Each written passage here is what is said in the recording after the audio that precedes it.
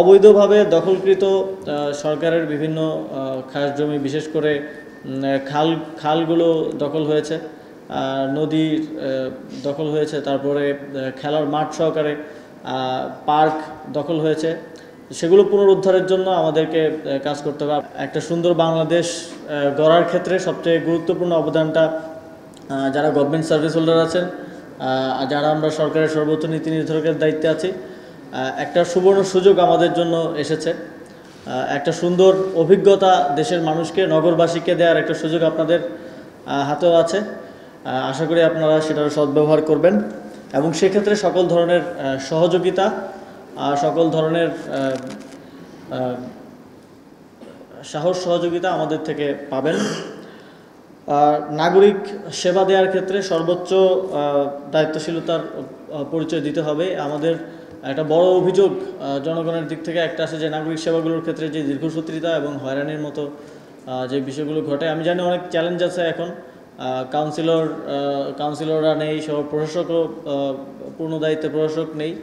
আমরা এই চ্যালেঞ্জগুলো খুব দ্রুতই মোকাবিলার চেষ্টা করছি। খুব দ্রুতই এই জায়গাগুলোতে যোগ্য, সৎ এবং দক্ষ ব্যক্তিদেরকে পদায়ন করার প্রক্রিয়া চলমান আছে। তবে এর মধ্যে আমাদের যতটুকু সক্ষমতা আছে তার মধ্যে জনগণকে যেন কোনো প্রকার হয়রানির মধ্যে না পড়তে হয়, এবং কোনো একটা বিষয়ে বিলম্ব হলেও সেটা সদ্ব্যবহারের মাধ্যমে, ভালো করে তাদেরকে বুঝিয়ে বলার মাধ্যমে, যাতে আমরা জনগণের সাথে এই সিটি কর্পোরেশন বা সরকারের যে একটা ব্রিজ, একটা সুসম্পর্ক যেন আমাদের থাকে।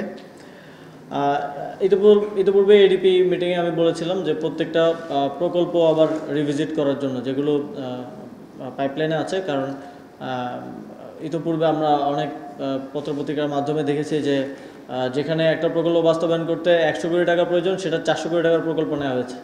মানে 300 কোটি টাকা আগেই সিকিউর করে ফেলা হয়েছে আর কি। তো জনগণের অর্থের এই সীমাহীন অপচয় রোধ করতে হবে এবং যেখানে যতটুকু প্রয়োজন, ইতিমধ্যেই কিছু প্রকল্পের খরচ বাজেট রিভিজিট করার কার্যক্রম চলমান আছে এবং সেগুলো নিশ্চিত করবেন। এবং আরও গুরুত্বপূর্ণ বিষয়গুলোতে ফান্ড রিলোকেট করা, যেখানে আমাদের স্বল্পতা আছে ফান্ডে, সেখানে এগুলো রিলোকেট করার মাধ্যমে আমরা নাগরিক সেবাতে আরও অগ্রগামী হতে পারি।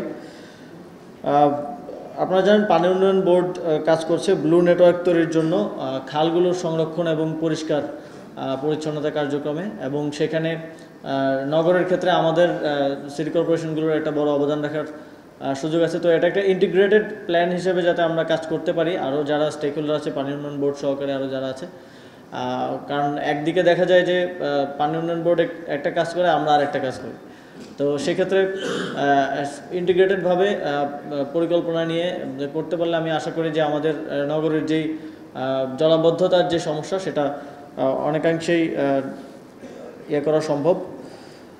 অবৈধভাবে দখলকৃত সরকারের বিভিন্ন খাস জমি, বিশেষ করে খালগুলো দখল হয়েছে, নদীর দখল হয়েছে, তারপরে খেলার মাঠ সহকারে পার্ক দখল হয়েছে। সেগুলো পুনরুদ্ধারের জন্য আমাদেরকে কাজ করতে হবে। আপনারা দেখেছেন যে রেল মন্ত্রণালয় কিন্তু তাদের যেই রেলের যে দখলকৃত সরকারি জমিগুলো আছে, সেগুলো পুনরুদ্ধারে ইতিমধ্যে কঠোর পদক্ষেপ নিয়েছে। সিটি কর্পোরেশনগুলো থেকেও আমরা এই বিষয়ে কঠোর পদক্ষেপ নিব। আমাদের কাছে অলরেডি অ্যাসেসমেন্টগুলো আমরা করছি যে কোথায় কোথায় এরকম জায়গা আছে, এবং নগরবাসীর জন্য সংস্কারের মাধ্যমে পার্ক উন্মুক্তকরণ, খেলার মাঠ, যথেষ্ট খেলার মাঠ যাতে আমরা আমাদের ভবিষ্যৎ প্রজন্মকে দিতে পারি, সেটা নিশ্চিতকরণ সহকারে সার্বিক একটা সুন্দর নগর তৈরির জন্য আমরা ওই জায়গাগুলো আবার সিটি কর্পোরেশনের আওতায় আনার মাধ্যমে নতুন করে সংস্কার করে নগরবাসীর জন্য উন্মুক্ত করব।